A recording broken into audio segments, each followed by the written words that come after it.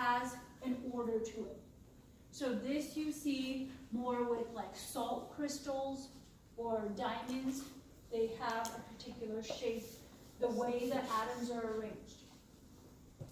When you have something like this, it doesn't really have an order to it. So you see this more with glass.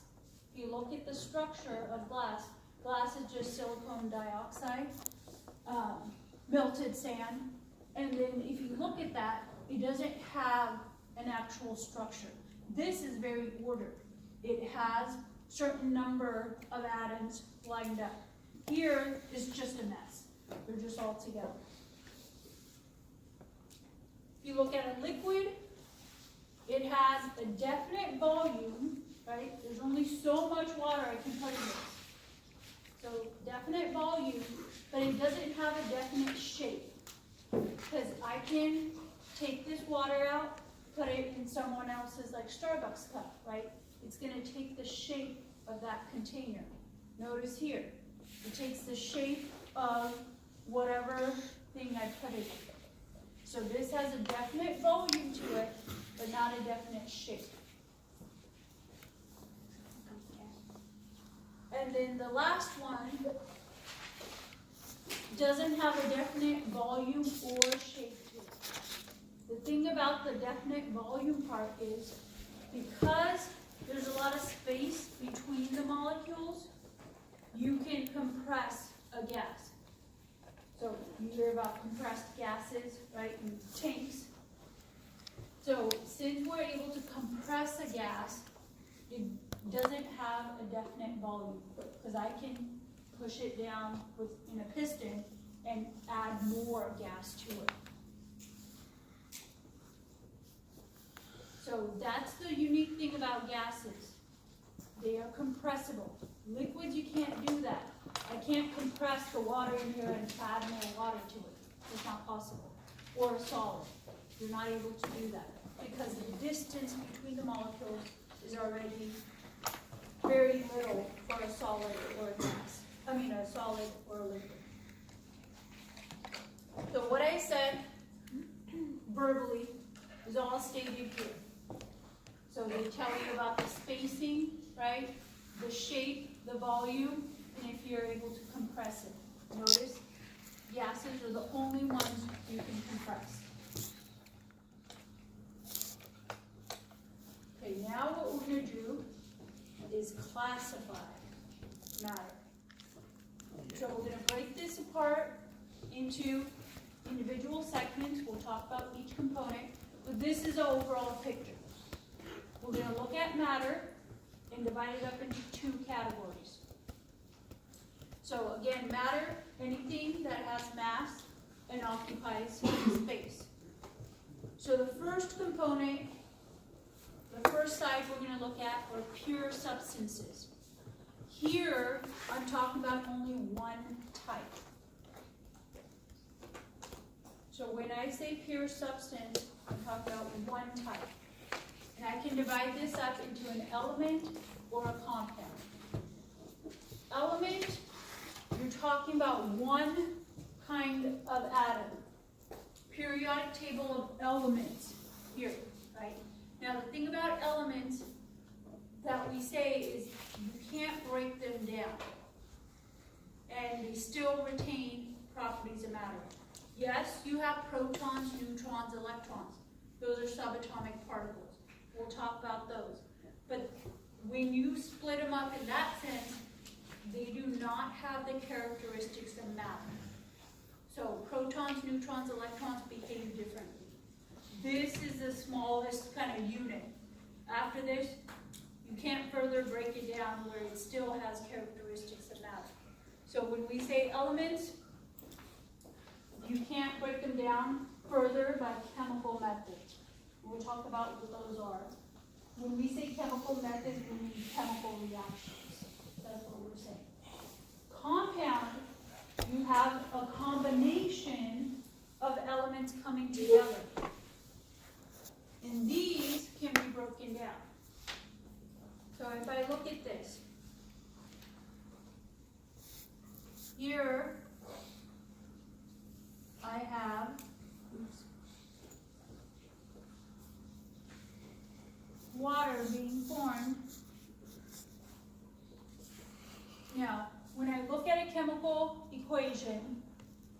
are called the reactants, my starting material.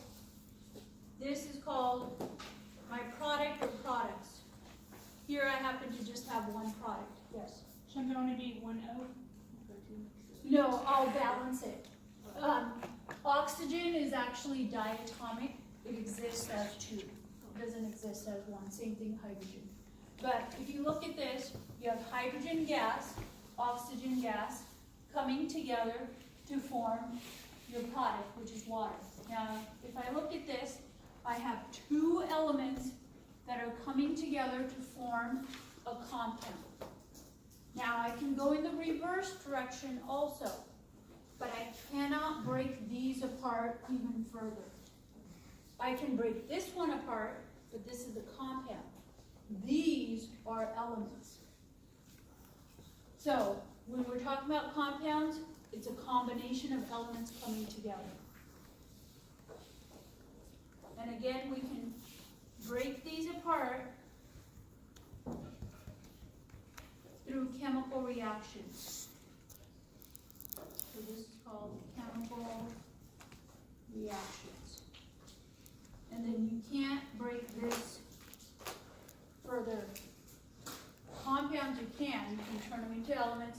Elements can come together to form compounds. But you can't break the element apart. Here, an example, you have just, these are copper rods.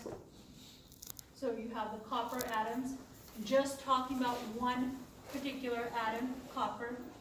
Here I have sugar, so this is sucrose. Here you have carbon, hydrogen, and oxygen. Three elements that came together to form a compound. Okay, a mixture, so pure substance, you're only talking about one type. A mixture, you're talking about two or more substances coming together. Now, the thing about mixture, you can have two different types. With a mixture, you can have something that's homogeneous, or you'll hear the word homogenized, you'll hear that, or heterogeneous. Homo means same, so this means it's same throughout. Doesn't matter if I take the first cup, right, or the 10th cup. It's a homogeneous mixture, it should be the same. Another word for homogeneous mixture we call solution. So you'll hear that a lot in chemistry. They'll say, oh, add 5 milliliters of this particular solution to 10 milliliters of this solution. So anytime we say solution, you can make the assumption that it's uniform throughout. You're not going to have any differences. Heterogeneous, it's different. So you can see that here in this picture. If I look at this, you have oil, or it's actually octane, so oil and water. Now, if I mix the two, right, and stop mixing, what's going to happen? They're going to separate again? Yeah, they separate again. So you have different properties. If I take the first batch, it's going to look different than the second batch. So here you have a heterogeneous mixture. Now, the thing about these mixtures, what I can do is actually separate them into pure substances. So if I look at this, a mixture, an example of this, the easiest one is think of sand and water. So I have two different components, right, sand and water, and what I can do is separate them into sand, that's one pure substance, and water, the other pure substance. I can separate it out. And the way I'm going to do that is take advantage of their physical properties. You notice sand, what's its state of matter? Solid. Solid. What about water? Liquid. Liquid. So I'm going to take advantage of that. How can I separate the two? What can I do? You can evaporate the water into a I gas. can evaporate the water, because I know I can boil off the water. What else can I do? Filter. Yeah, if I filter it, right? If I filter it, the sand will stay on top, the water will come out from the bottom. So I'm able to do that by taking advantage of understanding that one is a solid, one is a liquid. Now, we'll talk about in the next slides what to do if you have two liquids. How in the world are you going to separate those two, right? What if they are a homogeneous mixture? It's uniform throughout. How are you going to do that? Here's another example. You have salt and water. That's a mixture, right? So seawater. Air is also a mixture. You have other gases other than oxygen. Nitrogen is actually the most dominant. So you have mixtures here.